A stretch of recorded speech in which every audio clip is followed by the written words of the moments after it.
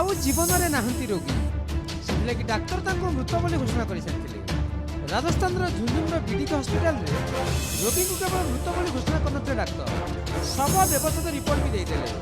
शव व्यवस्थित पर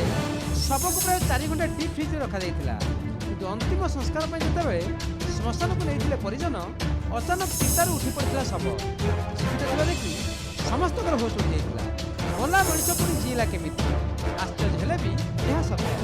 तेज कर्तव्य एत बड़ अवहेला लगी 3 डाक्तर को निलंबित कर प्रशासन झुंझुनूर पबल में 47 वर्ष रोहितास नामक जन दिव्यांग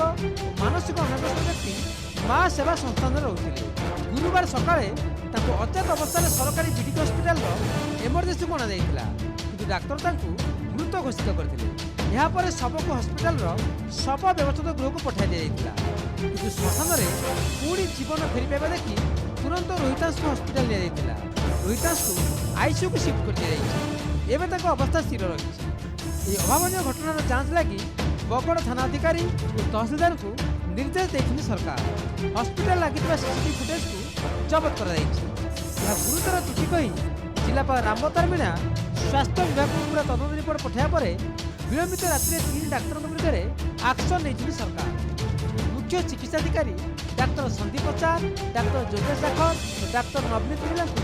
निलंबित कर दिया विभाग तदंत भी आरंभ हो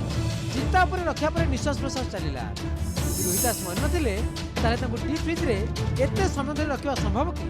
डीप फ्रिज रे शरीर को केमिति पवन मिल व्यवस्थित को नहीं भी प्रश्न उठुଛି कागज कलम